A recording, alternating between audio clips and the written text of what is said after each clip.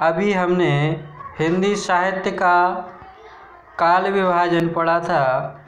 उसके बाद में अब हम एक एक विषय पर चर्चा करेंगे। सबसे पहला जो काल था वह आदिकाल था। आदिकाल होने का समय क्या था और कब से कब तक का है, इसके विषय में थोड़ी थोड़ी चर्चा करेंगे। आदिकाल हर्षवर्धन के समय से आरंभ होता है। इस समय सिंध प्रांत पर अरबों के आक्रमण प्रारंभ हो चुके थे और भारत खंड खंड हो रहा था। हिंदू राजपूत राजाओं के पारस्परिक विद्वेष के कारण इस्लाम ने अपने पैर देश में पसार लिए थे। युद्धों का वातावरण होने के कारण देश में कहीं भी शांति नहीं थी, प्रजा दुखी थी। इस काल का सारा काव्य साहित्य युद्ध के प्रबोधों की प्रतिक्रिया को दर्शाता है। धार्मिक परिस्थितियाँ क्या थीं? इस समय धार्मिक परिस्थितियों में तीव्रगामी परिवर्तन हुए। इस समय आलम्बर द्वारा नायम्बर संत दक्षिण भारत से उत्तर भारत की ओर धार्मिक आंदोलन लेकर आए। बौद्ध धर्म का पतन तथा शैव धर्म का जैन मत आगे बढ़ रहा था। अशिक्षित जनता धर्म के बारे में भ्रमित हो रही थी और अपने लिए उपयुक्त धर्म का चुनाव नहीं कर पा रही थी। बौद्ध धर्म के संचालन यौगिक चमत्कार दिख रहे थे।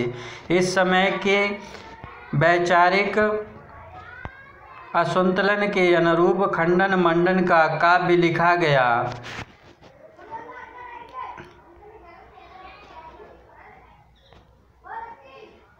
हठयोग, वीर रस एवं श्रृंगार रस की कविताएं भी रची गईं। सामाजिक परिस्थितियां क्या थीं? इस समय की सामाजिक परिस्थितियां भी शोचनीय थीं। योगियों का प्रभुत्व गृहस्थों का पर बना हुआ था। क्षत्रियों को अधिक मान सम्मान प्राप्त था क्योंकि यही जाति रणकुशल थी। शूद्रों को तिरस्कार व नारी को निम्न स्थान प्राप्त था। राजपूतों की पत्नियां पति के मरण पर जौहर व्रत किया करती थीं। विलासी राजा अनेक पत्नियों के साथ नृत्य, संगीत, आखेट आदि में व्यस्त रहते थे। समाज में शासक वर्ग ऐश्वर्य संपन्न था किंतु सामान्य जनता उपेक्षित व शोषित थी। कवियों को तत्कालीन स्थितियों के अनुसार ही काव्य रचना करनी पड़ी। ये तो थी सामाजिक परिस्थितियाँ। और उसके बाद का जो है वो साहित्यिक परिस्थितियाँ क्या थीं? इस काल में साहित्यिक त्रिधारा में बह रहा था। प्रथम संस्कृत साहित्य में प्राकृत एवं अपभ्रंश व तीसरी हिंदी भाषा की धारा थी। मुख्य रूप से आदिकालीन साहित्य को निम्न वर्गीकृत किया जा सकता है: सिद्ध साहित्य, जैन साहित्य और नाथ साहित्य और रासो साहित्य और लौकिक साहित्य। सिद्ध साहित्य सिद्धों ने बौद्ध धर्म के वज्रयान तत्व के प्रचार हेतु जो साहित्य रचना की सिद्ध थी वही सिद्ध साहित्य कहलाती है। सिद्ध कवियों में शरहप्पा, शबरप्पा, लुइयप्पा, डोमप्पा और कण्णप्पा एवं कुकुरशा मुख्य हैं। इस समय अपभ्रंश से हिंदी का विकास होना प्रारंभ हो गया था। नाद न बिंदु न रवि न शशि मंडल, चिरि रा सहाबे मूकल, अजुरे उज छाण माँ लेहु रे वंक, जिहें बो हिया जाहु रे लाक, हाथ रे काकण माँ लोहु दापण, अगड़े अपा बुझो तो जिह मण। ये उस समय की भाषा है सिद्धों की। जैन साहित्य जिस प्रकार पूर्वी क्षेत्रों से सिद्धों ने बौद्ध धर्म का प्रचार करने हेतु साहित्य पर विचार किया, उसी प्रकार पश्चिमी क्षेत्र में जैन साधुओं ने अपने मत का प्रचार हिंदी साहित्य के माध्यम से किया। जैन साहित्य का सर्वाधिक लोकप्रिय ग्रंथ रूप रास है। यह रास शब्द संस्कृत शब्द रस का ही पर्याय है। इस काल के प्रमुख कवियों और उनकी रचनाओं में प्रमुख हैं देवसेन रचित श्रवणाचार्य मुनि जिनविजय कृति,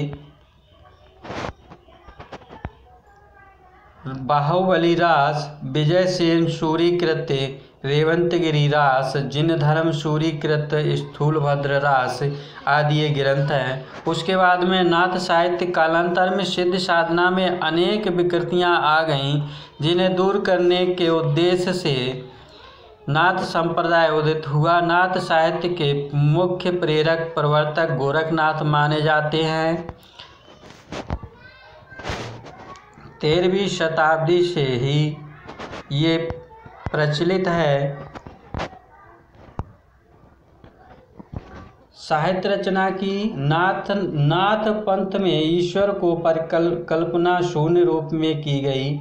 उन्होंने प्रवृत्ति को छोड़कर निवृत्ति मार्ग पर बल दिया। गोरखनाथ की रचनाओं में गुरु महिमा, इंद्रिय निग्रह, वैराग्य, प्राण साधना, कुंडलिनी जागरण एवं शून्य समाधि का वर्णन है। गोरखनाथ जी की ये पंक्तियां हैं: 9 लख पातर आगे नाचे, पीछे सहज अखाड़ा, ऐसे मन लय जोगी खेले, तब अंतर बसे भंडारा। रासो उसके बाद में आते हैं रासो साहित्य, जो आपके लिए अत्यंत ही लाभकारी है। प्रत्येक परीक्षा में इनमें से पूछा जाता है। रासो साहित्य, रासो एक काव्य है जो प्रायः आदिकालीन काव्यों से प्रयुक्त होता था। इस काव्य परंपरा के रचनाकार हैं दलपत विजय कुमार रासो लिखा इन्होंने, नरपत नल बीसल देव रासो लिखा इन्होंने, चंद्रवरदाई पृथ्वीराज रासो, जगनिक परमाल रासो, सारंगधर हमीर रासो। पृथ्वीराज रासो को रासो परंपरा का सर्वश्रेष्ठ ग्रंथ माना जाता है। 68 सर्गों वाला यह एक विशाल महाकाव्य है। इसमें वीर और श्रृंगार रस प्रमुख हैं। इस ग्रंथ से एक उदाहरण देखिए: बज्य घोर निशान रान चौहान चौदिश, सकल शूर समंत समर बल, जंत्र मंत्र तिश, उठ राज पृथ्वीराज बाग लग्य मनोवीर, नट कड़त तेग मन बेग, लगत मनो बीज झट्ट घट्ट। जगनिक कृति परमाल रासो भी विशेष लोकप्रिय है। उसके बाद ये लौकिक साहित्य आता है। उक्ति वर्णन जैन व बौद्ध साहित्य के साथ साथ लौकिक साहित्य भी इस काल में रचा गया। ये डिंगल भाषा में है। इसमें कुशल राय वाचक रचित ढोला मारूदा दुहा एवं खुसरो की पहेलियाँ प्रसिद्ध हैं। कुछ मुक्तक छंद हेमचंद के प्रबंध चिंतामणि में संकलित किए गए हैं।